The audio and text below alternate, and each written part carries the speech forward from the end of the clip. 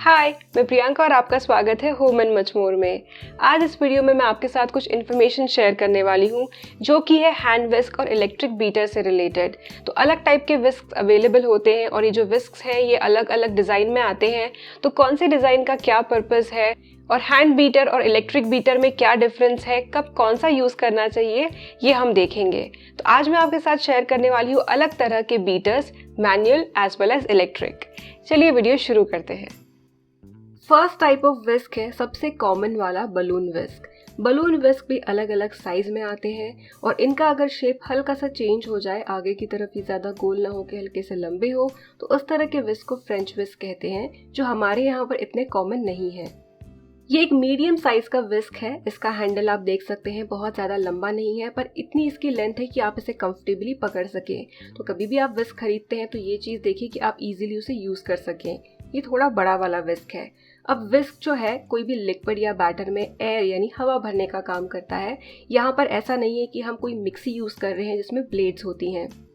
Normally आपने देखा होगा कि बलून विस्क का यूज़ हम लोग बेकिंग में करते हैं, जैसे केक बनाने के लिए या फिर कुकी का डो थोड़ा सा शुरुआत में मिक्स करने के लिए। पर आप नॉर्मल जो हमारी इंडियन कुकिंग होती है उनमें भी यूज़ कर सकते हैं, जैसे चीले का बैटर, ढोकले का बैटर, जहाँ भी आपको गुठलियाँ निकालनी है और स्मूथ बैटर चाहिए, वहाँ पर आप एक बलून विस्क यूज़ कर सकते हैं। नेक्स्ट है ये डेनिश विस्क। ये शायद ही आपने देखा हो क्योंकि आमतौर पर हमारे यहाँ ये यूज़ नहीं किया जाता है। तो काफ़ी अच्छा लंबा है। वुडन हैंडल जो आप देख रहे हैं काफ़ी स्ट्रॉन्ग है, जिस तरह से हमारी कड़छी और चम्मच के वुडन हैंडल्स होते हैं उस तरह का ये है। इसका यूज़ किया जाता है आटा गूंदने के लिए। अब आटा भी अलग अलग तरह का हो सकता है। नॉर्मल जो हम रोटी का आटा गूंदते हैं वो, या फिर ब्रेड का आटा जिसमें खमीर यानी यीस्ट होता है, उस तरह का आटा ज़्यादा सॉफ्ट और लचीला होता है। तो मेरे हिसाब से उस तरह का कुछ अगर आपको गूंदना है तो ज़्यादा ये अच्छा ऑप्शन है। पर मैं इसे आज यूज़ कर रही हूँ नॉर्मल रोटी का आटा गूंदने के लिए। यहाँ पर मैंने लिया है गेहूं का आटा, थोड़ा सा नमक मैंने इसमें मिक्स किया है। अब थोड़ा एक समय पर पानी डालकर मैं जैसे हम आटा गूंदते हैं उस तरह से इसे गूंद रही हूँ। तो मेरे हिसाब से जैसे अब मैंने हैंडल पकड़ा है, ये ज़्यादा कंफर्टेबल है इसे यूज़ करने के लिए। डेनिश विस्क का यूज़ आटे को इकट्ठा करने के लिए किया जाता है। मेरे हिसाब से अगर स्टिफ आटा है तो उसे बाद में जो हम गूंदते हैं, मसलते हैं, वो चीज़ इससे नहीं की जा सकती। ब्रेड वाले आटे को लेकिन आप अच्छे से गूंद सकते हैं, मसल सकते हैं एक डेनिश विस्क को यूज़ करके। हाथ ज़्यादा ख़राब किए बिना ये आटे को इकट्ठा करने में हेल्प करता है।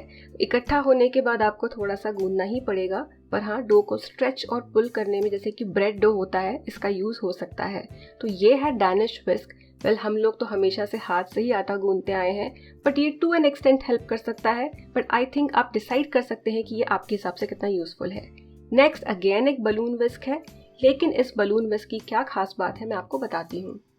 इसकी वायर सिलिकॉन कोटेड है, तो आप इसे किसी भी सरफेस पर यूज़ कर सकते हैं, इंक्लूडिंग नॉन स्टिक। तो कभी भी आप कुछ बना रहे हैं, आपको व्हाइट सॉस बनाना है फॉर एग्जांपल, या फिर आप कोई भी ऐसी चीज़ बना रहे हैं जिसमें गुठलियाँ नहीं पड़नी चाहिए और आपको लगातार मिक्स करना है, तो आप इसका यूज़ कर सकते हैं नॉन स्टिक बर्तन पर भी। इसलिए इस बात का भी ध्यान रखें कि अगर आपके पास वायर विस्क है तो उसे आप अपने नॉन स्टिक बर्तन पर ना यूज़ करें। तो ये बलून विस्क है सिलिकॉन के एडेड एडवांटेज के साथ। ये नेक्स्ट टू काफ़ी इंटरेस्टिंग से विस्क है। मैंने सोचा कि आपके साथ इन विस्क की इन्फॉर्मेशन में शेयर करूं। इन्हें कहा जाता है बार विस्क या फिर कॉकटेल विस्क। इनका हैंडल अगर आप देख रहे हैं तो काफ़ी लंबा है, क्योंकि आप इन्हें यूज़ कर सकते हैं ड्रिंक्स को मिक्स करने के लिए। इनमें से एक बलून शेप का है और दूसरे वाले के कॉर्नर्स आप देख सकते हैं पॉइंटेड है, जिस वजह से ग्लास के कॉर्नर से भी ये सिरप निकाल देगा और अच्छे से ड्रिंक को मिक्स करेगा।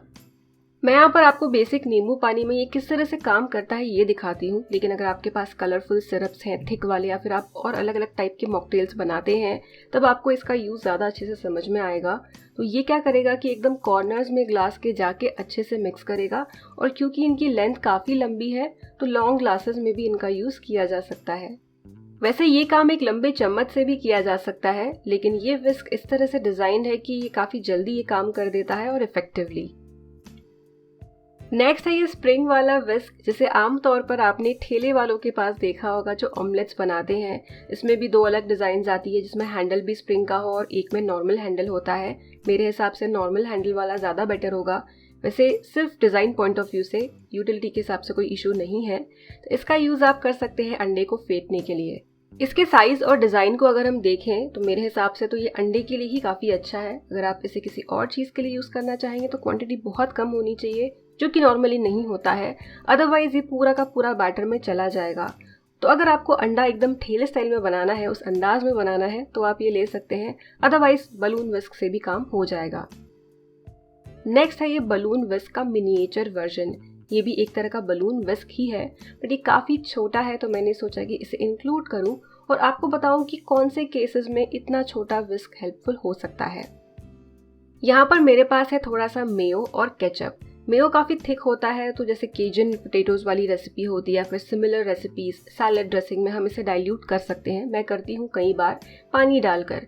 इसके बाद क्या होता है ना, मेयो बहुत जल्दी मिक्स नहीं होता है, तो इसे काफ़ी अच्छे से फेंटना पड़ता है और स्पून के मुकाबले विस्क बहुत ज़्यादा अच्छा यहाँ पर काम करता है। सैलड ड्रेसिंग्स बनाने के लिए और छोटी क्वांटिटी की मिक्सिंग के लिए ये विस्क परफेक्ट है। नेक्स्ट है ये विस्क। दिखने में नॉर्मल मथनी की तरह लग रहा है, पर इसमें एक अलग सा फीचर है, मैं आपको बताती हूँ वो क्या है। क्वालिटी एंड मेक इसका काफ़ी अच्छा है, स्टर्डी है, तो इसे हल्का सा प्रेस अगर करेंगे तो ये सिर से नीचे स्पिन होता है। तो इसका यूज़ करना ज़्यादा आसान है हाथ घुमाने से ज़्यादा। तो मैं यहाँ पर आपको एक अंडा फेंट कर दिखाती हूँ।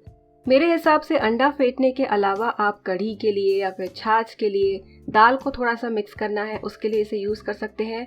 साथ ही में एकदम ठंडा दूध या फिर गर्म दूध लेकर अगर आप इस विस्क को यूज़ करेंगे तो आप अच्छी फ्रॉथी कोल्ड कॉफ़ी या फिर हॉट कॉफ़ी बना सकते हैं। मतलब कॉफ़ी पाउडर चीनी डालने से पहले आप दूध को इससे फ्रॉथ यानी फोम कर सकते हैं।